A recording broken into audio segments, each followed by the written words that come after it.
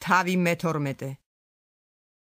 იმ დროს მეფე ჰეროდემ ხელი აღმართა ეკლესიის ზოგიერთ წევრზე საბოროტოდ და מחვილით მოაკვლევინა იაკობი, იოანეს ძმა. რაკი დაინახა, რომ ამით ასიამოვნა იუდეველებს, დააპატიმრა პეტრეც. უფუარობის დღეები იყო.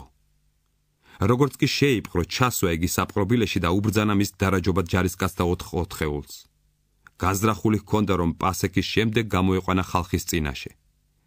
დარაჯობდნენ პეტრეს საპყრობილეში, ეკლესია კი გულმხრუალად ევედრებოდა ღმერთს მისთვის. როცა ჰეროდემ დააპირა მისი გამოყვანა, იმ ღამეს პეტრეს 2 ჯარისკაცს შორის ეძინა ორმაგი ბორკილით შეკრულს. კართა მდგარი მცველები კი დარაჯობდნენ საპყრობილეს. და აჰა, უფლის ანგელოზი წარსდგა და ნათელი გააბწყინდა შენობაში. გვერდში წაკრა პეტრეს, გააღვიძა და უთხრა: ადექი ჩქარა. და ბორკილები დასცვიდა ხელებიდან. უთხრა მას ანგელოზმა: სარტყელი შემოირტყი და ჩაიცვის ანდლები. ასეც მოიქცა. უთხრა მას: მოიცვი შენი მოსასხამი და გამომყევი. გავიდა და გაჰყვა მას. არ იცოდა, რომ ის, რასაც ანგელოზი იქმოდა, ცხადი იყო. არამედ ფიქრობდა, რომ ჩვენებას ხედავდა.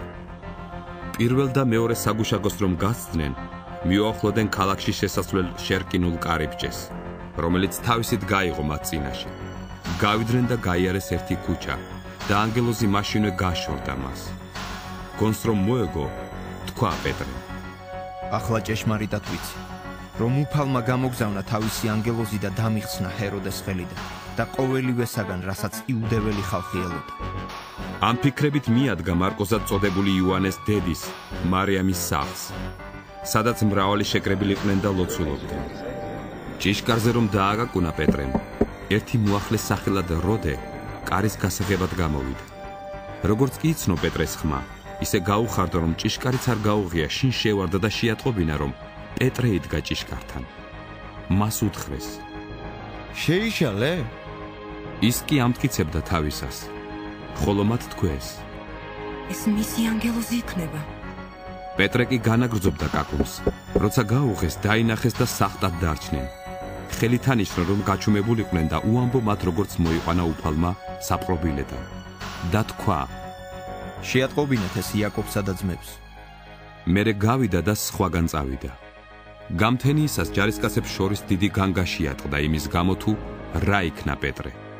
ჰეროდე კი ეძებდა მას და ვერ მიაგნო.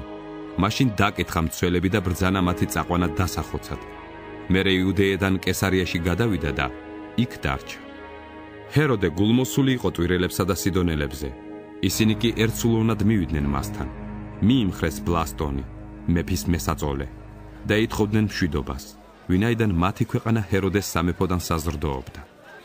დაწესებულ დღეს ჰეროდემ ჩაიცვა სამეფო სამოსელი, დაჯდა ტახტზე და მიმართა მათ. ხალხი კი ღაღადებდა. ის ხმა, დარეკაცისა! მაგრამ უცბად უფლის ანგელოზმა დასცა იგი, რადგან არ მიაგო დიდება ღმერთს და მატლებისგან შეჭმულმა სული განუტევა. უფლის სიტყვა კი იზრდებოდა და ვრცელდებოდა. ბარნაბამ და სავლემ გაასრულეს თავიანთი სამსახური და გამობრუნდნენ იერუსალიმიდან. თან წამოიყვანეს იოანეც, მარკოზად წოდებული.